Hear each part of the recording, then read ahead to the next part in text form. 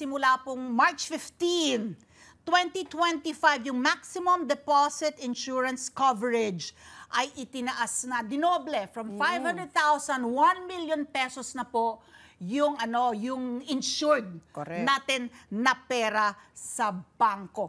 Malaman po natin kung bakit po ginawa ito, yung layunin ng pagtataas po ng coverage. Okay. Thank you po for asking that question. If you recall po, ang huli po na pagtataas o pag-a-adjust ng insurance coverage ay nangyari pa ho noong 2009. Yes. Tagal So na. mga 15, 16 years ago na po yun. At noong 2009 po, ang halaga po ng deposit insurance coverage ay 500,000. At kung tayo po ay mag-a-adjust base po sa inflation, ay nag-approximate na po to 1 million ho by this time. At isa po pong dagdag na dahilan kung bakit po tayo nagtaas, ang kapangyarihan po o ang otoridad ng magtakda ng insurance coverage ay nalipat na po mula sa Kongreso at ito po ay nalipat na po sa Board ng Philippine Deposit Insurance Sa Corporation. inyo sa PDI. Kaya po, madali na po naming napag-aralan at pinatupad na po namin. Effective 2022 po yung paglipat ng kapangyarihan at in 2 years time po, nakapag-aral po kami at itinakda na po natin ang deposit insurance coverage at 1 million pesos per depositor per bank effective po March 15, 2025. Okay. So, Sir Jun, para sa kaalaman ng ating mga depositors, ano ibig sabihin po na pag tumaas na po ng 1 milyon, no? Kailan po sila nakakakuha ng insurance? Kasi insurance parang speculative yan, di ba? Ikaw ay, I don't want to use the word, parang you are gambling, no? Pero when does it happen? When can you collect that 1 million? When does it happen? Okay. Siguro po, unahin ko lang po muna na ang deposit insurance coverage po, ang layunin po niya ay magbigay ng kumpiyansa sa mga depositor na manatiling maglagay ng kanilang mga pera sa bangko. Okay. So ito po ay parang confidence building. So Para na-safe yung magtiwala bangko nila. sa banking Tiwala system po, natin. opo. At hindi po natin may kakaila na ang mga bangko po ay pinasasara o napapasara dahil po sa mga iba-ibang bagay. Kahit po sa mga maunlad na bansa, nangyayari din po ito. At ang dahilan po, ang pinaka-trigger na kung kailan tayo pwede makakolekta, if I can use that term, o kaya makakuha ng insurance amount, ay kung ang bangko po ay ipinasara ng Monetary Board ng Bangko Sentral ng Pilipinas. So, hindi po sakop dito yung nawala yung deposito Why is sa that po? pamamagitan ng hacking. Bakit o- po? Bakit hindi kasama?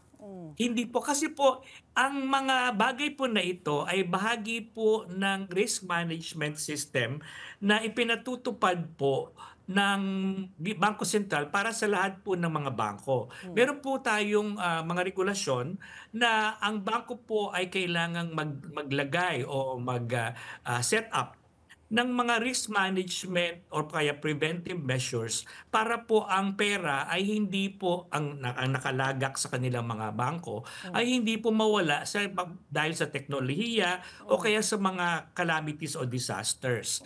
Ang deposit insurance po ay financial safety net na itinakda po ng gobyerno. So, hindi po siya insurance, ordinary insurance, na nagbabayad po yung insured. Di ba po sa life insurance, meron kayong binabayarang premium, na pag nangyari po yung event na pinag-usapan ninyo, kayo po ay mabayaran doon po sa halaga ng coverage na yon. Yeah.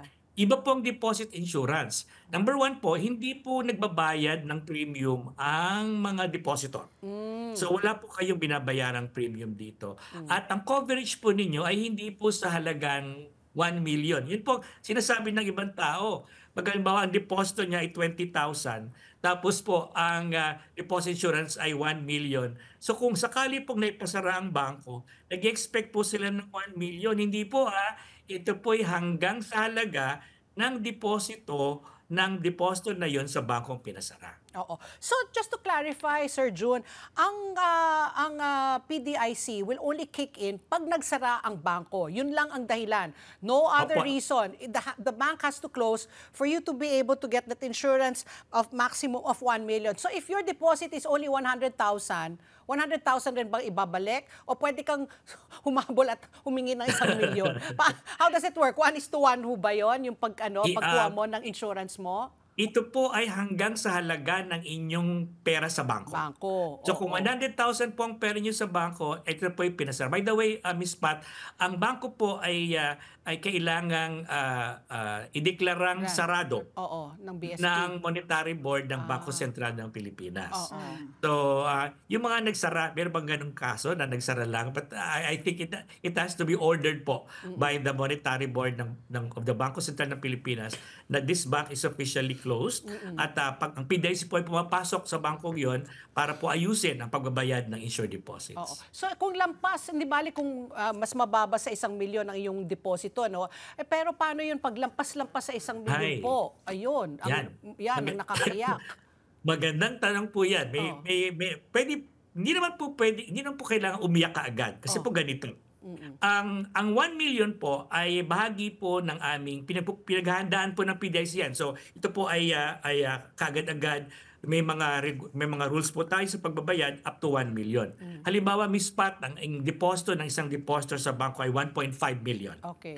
Ang halaga lang po na pwedeng ibayad ng PDIC sa kanya ay 1 million lamang. Now, ano po mangyari sa 500,000?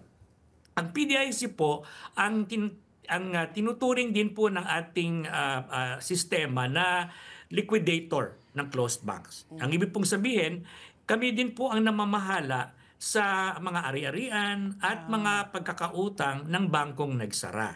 So, pag nagsara po kasi ang bangko, ang storya po nito, hindi na po pwedeng makialam, wala na pong bahagi ang board o ang mga direktor o mga empleyado ng bangkong yon sa bangko na pasara. PDIC na po ang mamahala para po ipahanda ng kanyang lubos sa pagsara. Yung 500,000 po na balanse ay PDIC po ang mangasiwa dito, pero ito po ay kukunin sa halaga ng naiwan sa bangko. So, kung meron pong properties ang bangko, meron pong mga pautang na hindi pa rin nakokolekta, PDIC po ang gaganap noon at pag nakuha na po namin lahat ng mga koleksyon, ng mga naipera na po namin ang mga ari-arian ng sarang bangko, amin po itong ipipila sa lahat ng pinagkakautangan ng bangko. Kasama po yung 500,000 na hindi po insured deposit. This will take about 5 to 7 years. Let's get together. Sunday 25. Sunday 25.